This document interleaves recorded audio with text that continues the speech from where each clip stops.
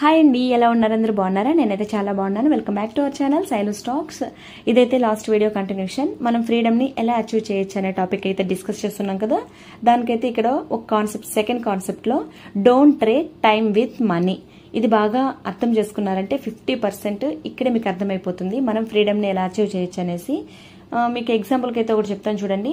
ఇప్పుడు మన ఇంట్లో కానివ్వండి, దాని తర్వాత మనం కానివ్వండి, మన అమ్మ వాళ్ళు, మన నాన్న వాళ్ళు, ఈవెన్ మన హస్బెండ్స్ కూడా ఇప్పుడు ఏం చేస్తున్నారు, మార్నింగ్తో లేచి వాళ్ళ వర్క్స్ వాళ్ళు చేసుకొని దాని తర్వాత రెడీ అయ్యి ఆఫీస్కి వెళ్ళిపోతుంటారు. ఆఫీస్కి వెళ్ళి అక్కడ వాళ్ళు వర్క్ చేసి తర్వాత ఈవినింగ్ ఒక 5కి 6కి వాళ్ళ టైమింగ్ ప్రకారం ఈవినింగ్ మళ్ళీ ఇంటికి వచ్చి అక్కడ వాళ్ళ వర్క్స్ చేసుకొని తిని పడుకొని మళ్ళీ లేచి రొటీన్గా వాళ్ళు ఏం చేస్తున్నారు, మంత్ ఎండ్కి శాలరీ తీసుకునేదానికి వాళ్ళు వర్క్ చేస్తూనే ఉంటారు కదా.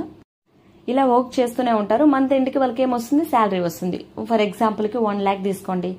1 lakh వస్తుంది. తర్వాత ఆ 1 lakhని ఏం చేస్తారు వాళ్ళు, పిల్లల స్కూల్కి ఫీజులు అనివ్వండి, ఈఎంఐలు, మళ్ళీ రెంట్. ఇప్పుడైతే చాలా మంది రెంటెడ్ హౌస్లోనే ఉంటుంటారు కాబట్టి రెంట్ ఇలా కట్టుకుంటా పోతే చేతికంటూ ఇంత సేవ్ చేయాలనేసి మిగలదు. మిగిలిన సేవింగ్ ఎక్కడ పోతుంది, మళ్ళీ ఇన్సూరెన్స్ అనేసి అలా వెళ్ళిపోతుంటుంది. కాబట్టి ఇలా కష్టపడుతూ ఇలా డబ్బుని మనము ఎప్పుడైనా సేవ్ చేస్తామా ఒకసారి ఆలోచించండి.